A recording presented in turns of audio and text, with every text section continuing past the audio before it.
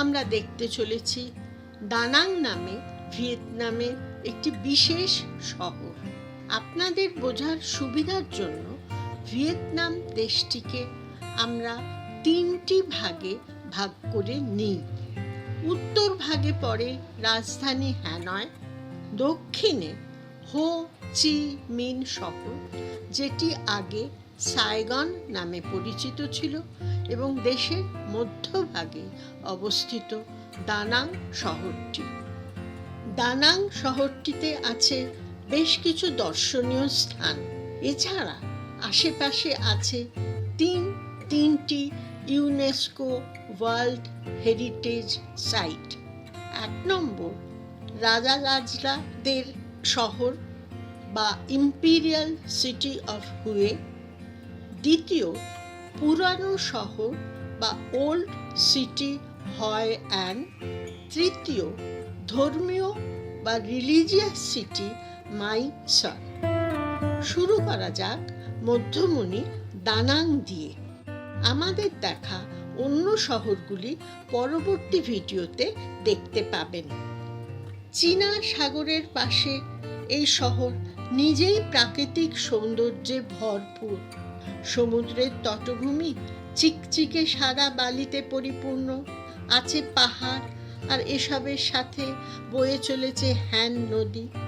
শহরের অন্যতম আকর্ষণ হ্যান নদীর ওপরে 2013 সালে তৈরি হওয়া ঝকঝকে সোনালী রঙের রাজকীয় ড্রাগন ব্রিজ। শুনলাম রাতের বেলায় কোনো দিন ড্রাগনের মুখ থেকে আগুন বার করে, আবার কিছুক্ষণ পর হিস হিস শব্দ করে জল ছড়ায়। এ দৃশ্য দেখতে সকলেই ভিড় করেন। দানাং পর্যটক কেন্দ্র হিসাবেও জনপ্রিয় হচ্ছে। ব্রিজটি 666 মিটার লম্বা আর 38 মিটার চওড়া।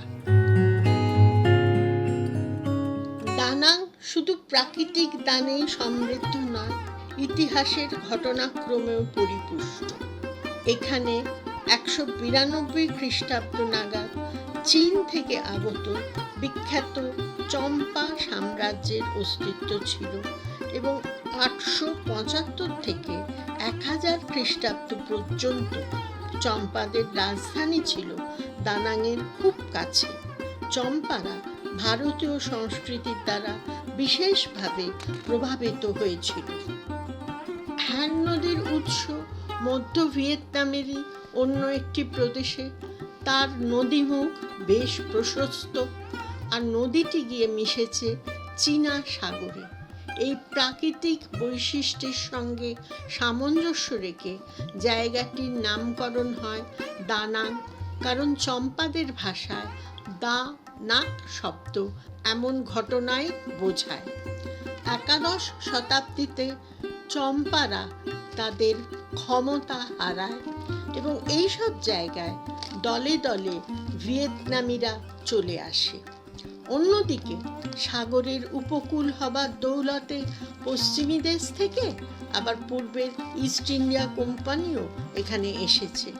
সাগরের গভীরতার জন্য 18 শতকে দানাং সাগর বন্দর হিসাবে খ্যাতি লাভ করেছিল। আজকের দানাং বন্দরের কাছে জাহাজের সারি দেখতে বেশ লাগে। আমরা হোচিমিন শহর থেকে বিমানে দানাং পৌঁছালাম বিকালের পড়ন্ত রোদ থাকতে থাকতে। হোটেলের জানলা দিয়েই দেখা দিল সমুদ্র বুকে একটি জাহাজ। জানলা দিয়ে আরও দেখা গেল বেশ খানিকটা অঞ্চল জুড়ে চাষের ক্ষেত। ভোরবেলা ঘুম থেকে উঠে দেখলাম জলসিঞ্চনে এক চাষি। মনে হলো উন্নত শহর ও কিছু কিছু চাষবাস সমতা বজায় রেখে যে একসাথে চলতে পারে, দানাং তার উদাহরণ। ভিয়েতনাম কিন্তু বহুদিন নানা জাতির কাছে পরাধীন ছিল। 1858 সালে ফ্রান্স নিজেদের সাম্রাজ্যবাদ কায়েম করতে প্রথম পা রাখে দানাংয়ে। সমুদ্র বন্দরটির গুরুত্ব বুঝে ও স্থানটির ভৌগোলিক অবস্থান মাথায় রেখে তারা প্রশাসনিক দিক থেকে একে অন্য চোখে দেখে, গড়ে তোলে সামাজিক ও শিল্প পরিকাঠামো, প্রসার ঘটায় ব্যবসা বাণিজ্যে। 1945 সালে হো চি মিনের নেতৃত্বে উত্তর ভিয়েতনাম স্বাধীন হলেও ভিয়েতনাম দেশের বাকি অংশ অনেকদিন ফ্রান্সের অধীনে ছিল। এর মধ্যে নাক গলায় আমেরিকা। 1965 সালে আমেরিকাও ফ্রান্সের মতো দানাংকেই বেছে নেয় এদেশে ঢোকবার জন্য। তারা এখানে তৈরি করল সামরিক ঘাঁটি। তার স্বাক্ষর এখনো এ শহরটি বহন করে চলেছে। তারই একটি খুব সহজেই চোখে পড়বে সমুদ্র তীরে। যুদ্ধের অবতারণা যখন হলোই, তখন এই শহরের আরেকটি দ্রষ্টব্য স্থান মার্বেল মাউন্টেনের কথা বলতেই হয়।